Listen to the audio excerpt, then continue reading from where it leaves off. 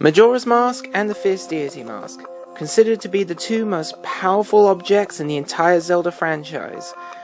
Except for the Triforce, maybe.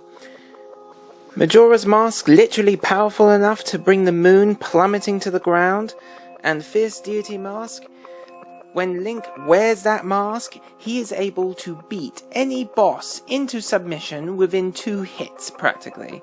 So, their power is not really in question here. What is in question is the origin of these masks. Where did they come from? Their power suggests an almost godlike origin, perhaps even an imprisoned god. This is what I will be looking into.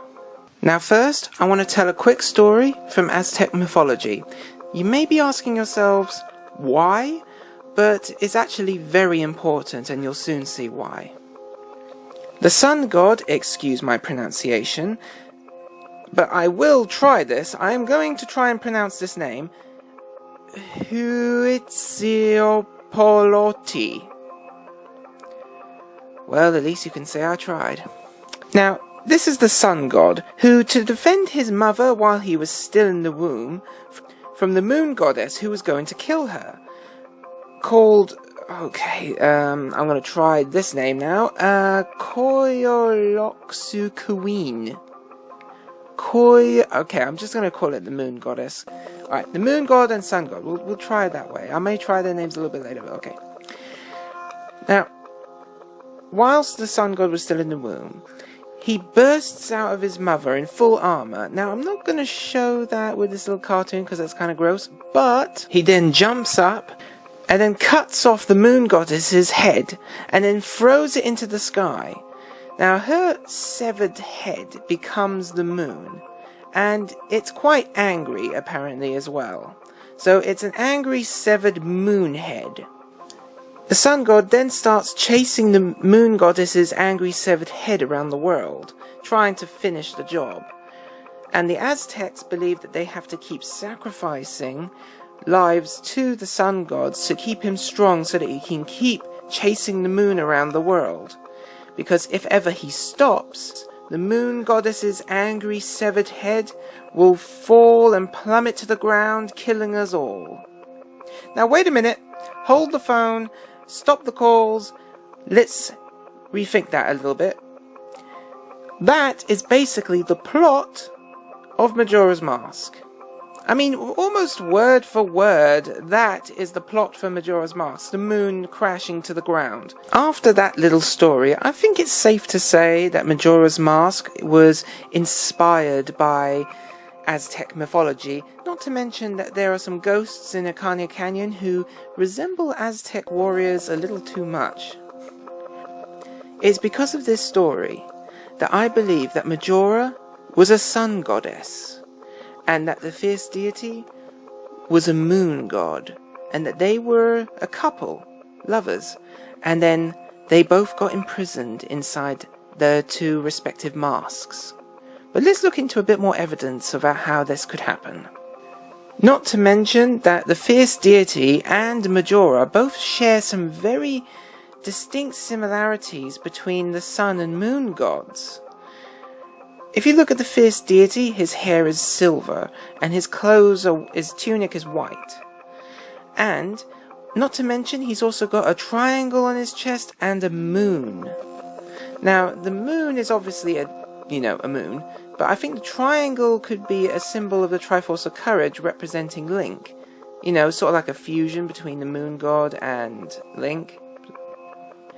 As for Majora, Majora is very brightly coloured and spiky. Naturally, these are things that represent a sort of sun-type symbolism, but also, if you ever noticed, at the end fight between Majora and Link, Majora's Mask floats out of a sun motif on the wall.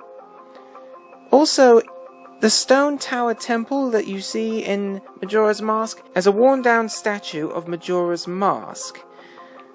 You also see lots of sun symbolism in this temple. You see sun pictures and whatnot and motifs, but also you get the light arrows, another sun symbolism. Could the Stone Tower Temple have been a temple to Majora as a sun god? Now, just like the Aztec myth, what if Termina had its own moon god and sun god, and that the moon was actually the severed head of a moon god, the fierce deity? Termina does have its own gods, separate from Hyrule, like the four giants. But what about before the four giants? What about in a more ancient power? In Termina, they have a lot of sun and moon symbology, in their traditions mostly. For example, the sun and moon masks that you see in the Anju and Kafi quest. In Termina, it is apparently tradition for couples to exchange sun and moon masks before they're about to marry, and then when they exchange it, they're married. Could this tradition of exchanging sun and moon masks when you're about to marry tell the story of Majora and the fierce deity? Perhaps they were both together as couples. Perhaps both of them were gods that were together. I believe the tradition of swapping a sun and moon mask when you're about to get married tells this tale. Something happened to these two lovers, a lover's tiff, I'd say, but on a more mass extinction scale. Majora then beheads the fierce deity and tosses his severed head into the sky, which becomes the moon, and naturally it's angry because he's just had his head cut off, which explains why the moon is so pissed off all the time. And it also explains why the residents of Clocktown don't seem to care. I mean, if I looked out my window and saw the moon with that kind of face on it, I'd be shitting myself. But then I believe Majora placed her lover's soul inside a mask, the fierce deity mask, and then placed that inside the moon. This explains why the inside of the moon at the end of the game is so serene and tranquil. It's because inside the moon, this is the final resting place of her dead lover. Yes, she did kill her, but I don't think she'd want him to suffer, so maybe she made this lovely place for him. Now, you may think Majora is bringing the moon towards the earth in order to destroy everyone. And yes, that is a reasonable assumption. I mean, it is a cataclysmic event. But don't you think that Majora could have done something a whole lot easier? I mean, it took Majora's mask 3 days to bring the moon crashing to the earth. Couldn't Majora have just disintegrated the clock town, or couldn't set fire to it or something like that? I mean, that would have been so much easier. She is a goddess. Surely she'd have that power. If she can bring the moon crashing to the earth, I think she can set the city on fire. But no. She wants to bring the moon to the earth. I believe Skull Kid, feeling all alone and upset because of his friends leaving him, made him vulnerable, and Majora's Mask played on this, and he wanted to destroy the planet, but Majora's Mask used that to her advantage, and then gave him the idea of bringing the moon to destroy the planet. But I don't think Majora wanted to destroy the planet with the moon. I think she just wanted it to be a lot closer. Closer, so Majora could retrieve the fierce deity mask. But then why give it to Link? I mean, this is a weapon of mass destruction. You're not going to give it to the guy who's just about to kill you. But perhaps her plan was not to destroy Link, the fierce deity, or the world. I think she wants to unearth this one thing that can kill her, because Majora's Mask wants to die. But why does Majora's Mask want to die? Well, killing the love of your life is a bit of a downer, and then being trapped forever in a mask would put anyone in a bad mood. But I think it's a mixture of extreme guilt, from beheading her lover, and being trapped inside that mask for centuries, going loopy and a bit crazy, obviously has made her want to end it all. The way Majora behaves in the final fight and talks to you, in certain areas, It's almost like she's regressed into a childlike state who wants to end her imprisonment and her guilt. I mean, when you fight her in the final battle, she's not even trying. She's literally playing half the way through, and it's not that hard. When you're fierce deity, you can literally kill her without any real effort. Also, that odd little moment where the Majora Mask kid describes Link as being the bad guy, or maybe he's describing it to fierce deity Link, either way.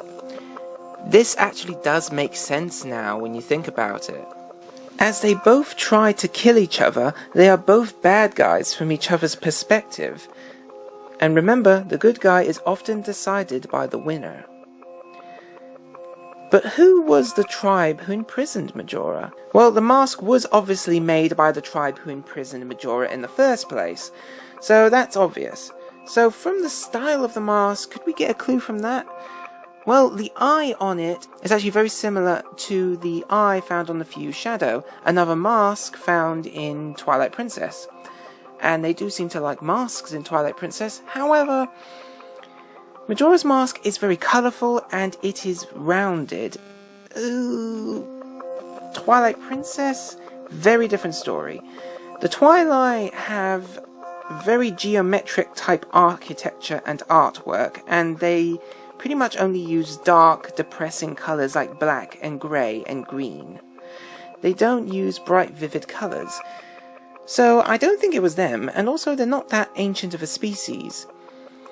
But I think it was someone a lot sooner than that. In fact, I think it was the predecessors of the Twilight, their descendants. The Sheikah. I have previously made a video of how the Sheikah and the Gerudo evolved into the Twilight and then the Zonai, which I will leave in the description below. But why would the Sheikah do this? Well, the Sheikah do like to make powerful objects and tools and things of great power. For example, the divine beasts. And several other things, like the Lens of Truth, the Mask of Truth, all of them created by the Sheikah. So in order to stop Majora, I think they could have easily have imprisoned her in her weakened state. Not to mention that Termina is actually filled with Sheikah stuff.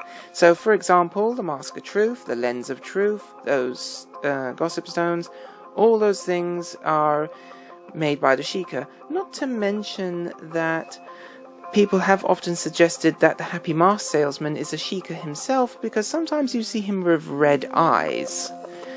So perhaps that's how he knew where to find it. There are other residents of Clocktown who have red eyes as well, like Cafe.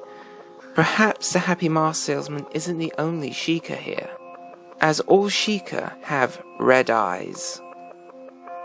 Right guys, so that's the end of my theory on the origins of the Fierce Deity Mask and Majora's Mask and their connection to some ancient Aztec lore. It is just my theory and it is not set in stone, but if you agree or disagree, I'd love to hear about it in the comments below. Also, leave a like, subscribe, and I'll try to get back to all of you. But listen, thank you very much for watching my video, and have fun.